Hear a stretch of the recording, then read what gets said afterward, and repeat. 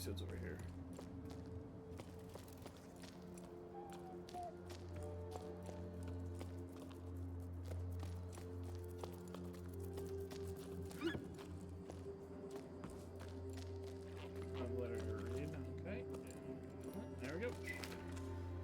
We did it. I'm completely run out, but we made it in time to join the expedition. That's good. There weren't many of us there, barely a handful. Look how peaky the poor thing is. She's shaking like a sewing machine.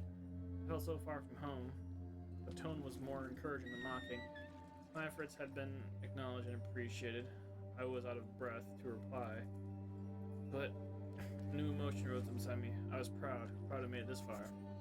Still the blow from the exertion, I looked around at the others. Everyone there had left everything behind there. To be there, they had a fire in the eyes, a desire to change things, and I was a part of it. That's all it took to fill me with fresh energy. Arlo and Becca welcomed us to their sun-scorched farm with open arms. They were emotional, and the mood was solemn.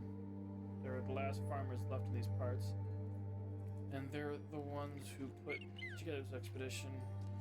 They've spent their entire lives trying and failing to fight the drought. Nothing grows in these cliffs anymore, in their own funny-sounding words. And one measly plant grows in these here fields no more. I hope I'm not reproducing the Highfield dialect too badly. Then Becca told us about their wild scheme, setting off for the clouds to find water in the sky. Their words, remember, rose up from the group. There was talk of how feasible the plan was, how best to go about it, which routes to take, which sections to avoid. Arlo and Becca want to find ballasts, as they're called lower down, enormous creature made of water that are said to live in the clouds. Ballasts only exist in sleep stories for children. Well, that's what I always thought before embarking on this venture. They're Arlo and Becca's last hope, and I'm starting to believe in them too. We may have a chance to save the tower. It's up to us to seize it. Okay. Okay. Now where do I go?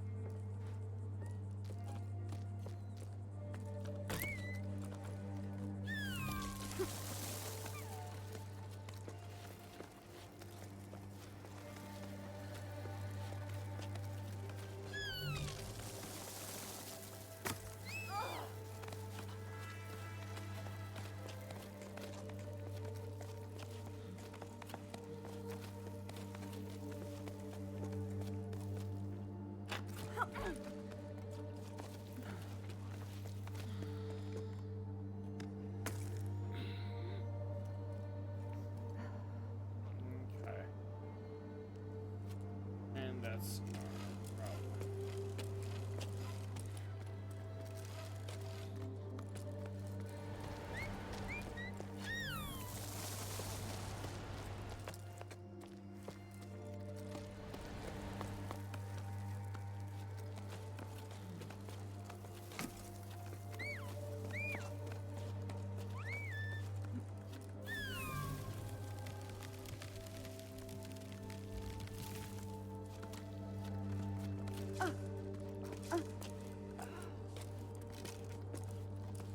can't go any lower.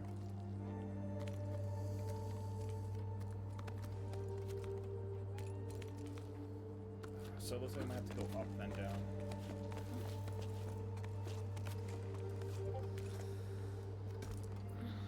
At least that's my thought. That's Joe. I'm busy, dude.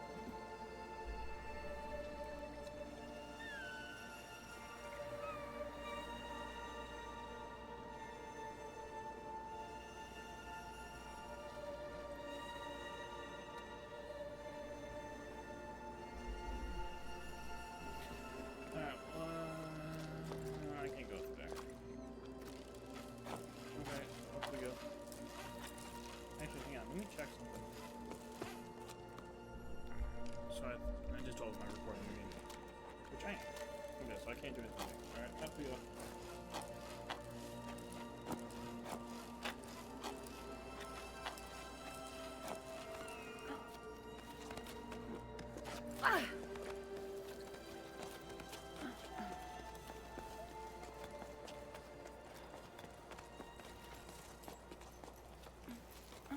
Oh, that goes through the shadow.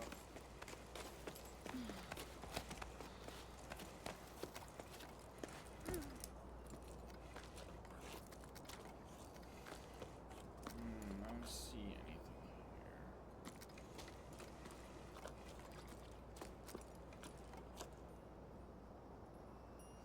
Ah.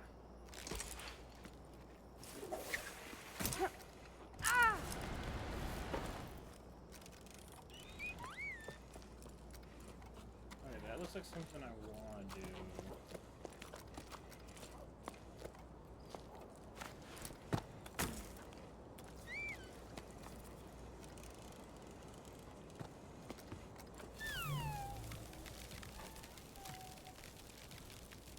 Okay, now I can easily come up, so I don't need these. Okay. Okay, there's clearly something down there. And here.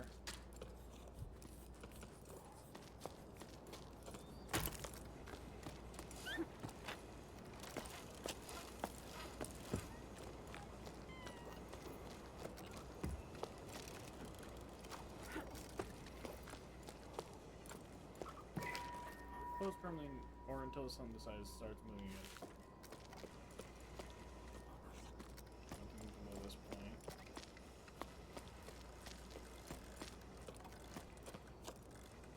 I don't see anything over here.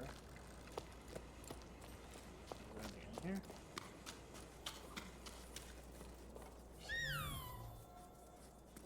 I thought maybe there'd be some artwork going on.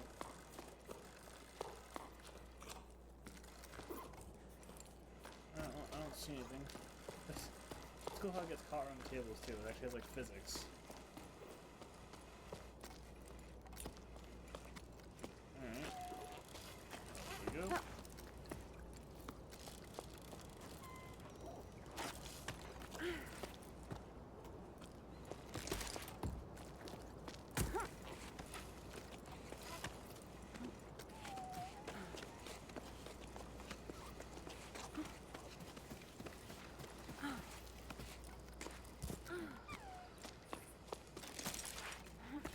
Alright, here we go. Let's see what's in here.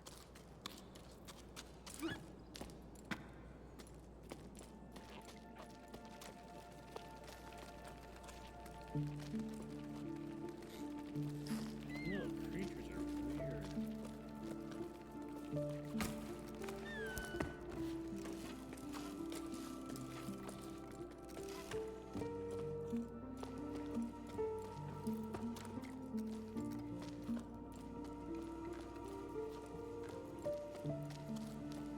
I know that's there, I'm just looking for other stuff. Okay. Okay, nothing there.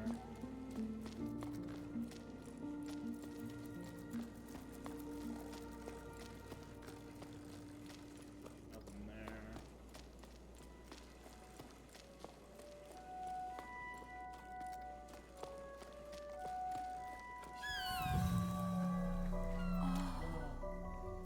Hey, that's the horn. So if we call, eventually rain will come.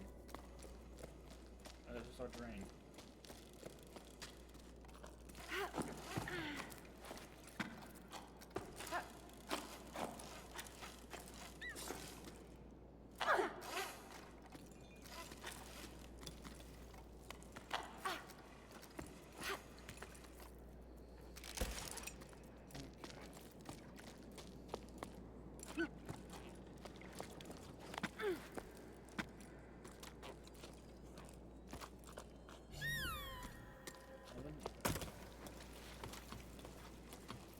Up the ladder.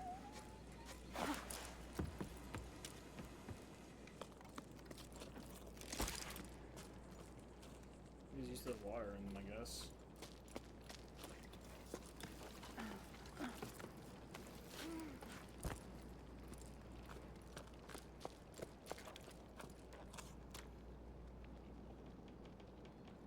Well, that would go up there, but why would I go up there if I can just...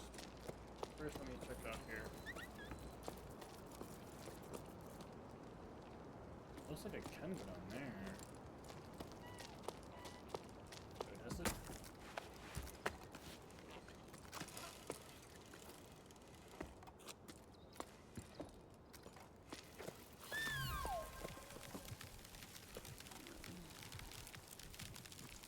Well, there's that one.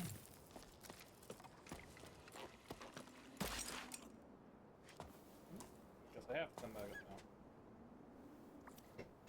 Have a sound.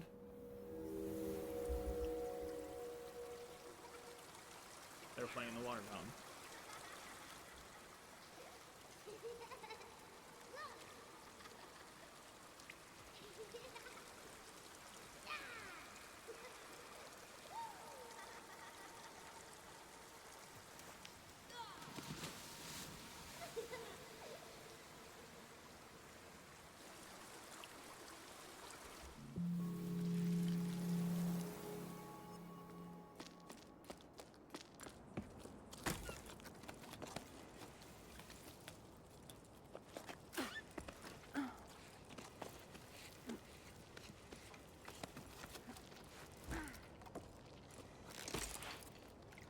Okay. Well, I think we're done here. Yes, this used to be all covered in water. So they used to spell the fountain, the dragon spout, or what I call it.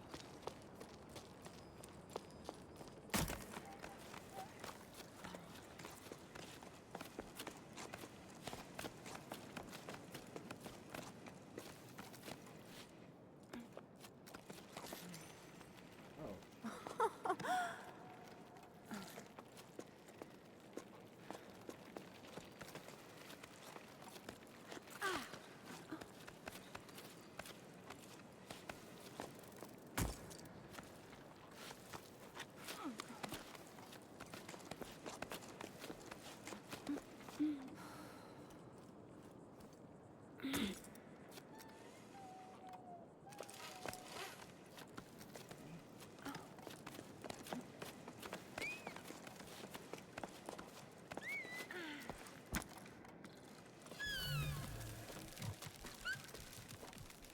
No, I can climb down easily.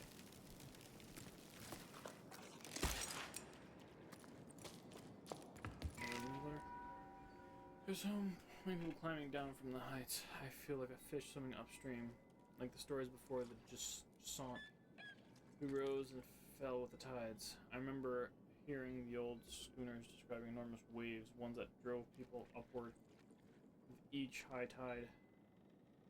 They'd never seen the ocean themselves, they were just repeating what they had heard from their elders when they themselves were young. But there must have been a grain of truth to those stories, right? The ocean nourishes the cliffs, and in return, the cliffs nourish the entire tower. Anyway, the inhabitants of the low tide set enough store in them to set off in search of the ocean.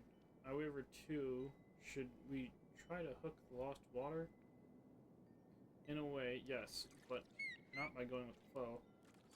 I have the answer now. Thanks to Arlo and Becca, we need to go back to the source.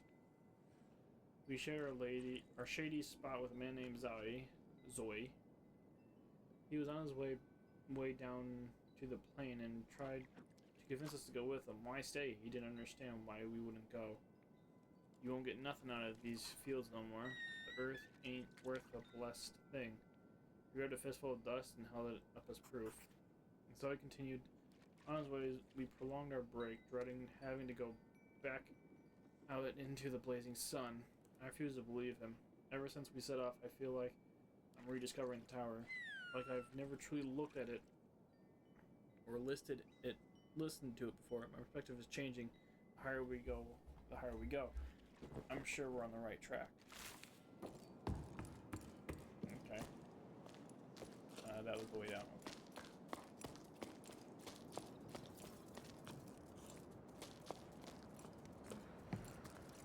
And eventually everyone did leave, looks like.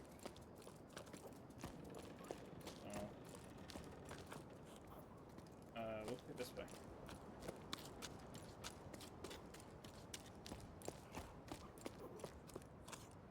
a way up. At least I'm thinking. Yeah, you climb a ladder over in the wood. Okay.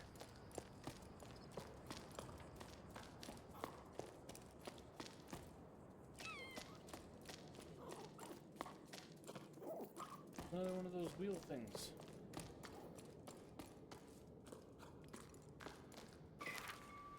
Petrio, brown and black fur, big ears, prone to both nervousness and laziness. That is more common than a choco. Too dull and unremarkable for a special issue, right? Wrong. In this issue of Gazette, we'll do our best to make the ordinary extraordinary. Starting with the most unobtrusive of the beings, cocos. These mammals are useful to us bipeds in two ways. They lay eggs and line their nest with fur, providing delicious meals and dense balls of wool. Not the other way around. Raising them is no easy task, however. Chocos are escape artists. Through our action, or rather inaction, they've taken to nesting all over the tower, though they're native to the highland region. Do you know chocos work together to incubate their sparkling eggs and watch over their young? Some would argue that taking turns makes for better naps. But take a closer look at what's in their nests, and you may be in for a surprise. Chocos love to sit on anything that shines. Keep reading for more facts. So think of this as a choco. So if you look in their nest, I bet you there's like treasure and shit.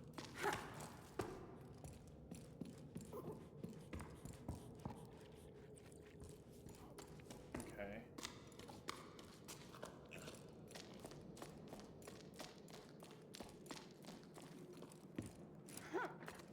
That's one of the wheel things you spin and makes noises. Don't know how I'm gonna get to it, but it's there. So if you look at one of the choco's nests, you might find some stuff. The person left the caramel bun in the canteen. I ate it. Sorry, not sorry.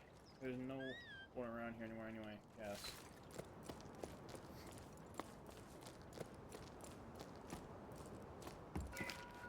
Thought it was new. Any work for us? Birds are drying up, and the business at the rope works is far too slow for my liking. I'm trying to get bored. I've brushed up on all the knots. I've done the accounting. We've been putting off recycles, and Ulf dusted all the machines. But now we're stuck twiddling our thumbs. We're not very good at doing nothing. But I know there's someone left in the tower. Saddle went with the flow, just like everyone else.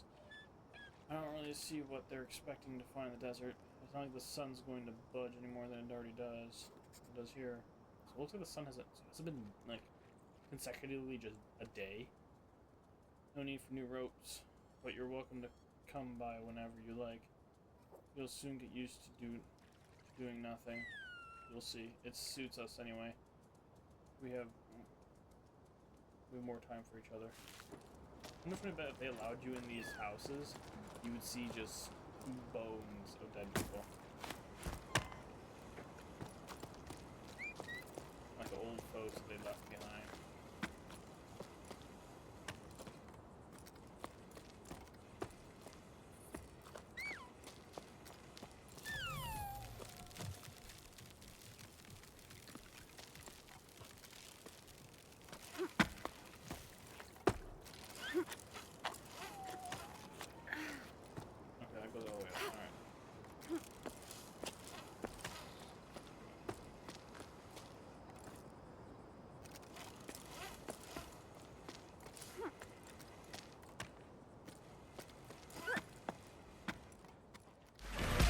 Thank you for watching, and as always, don't be a dumbass.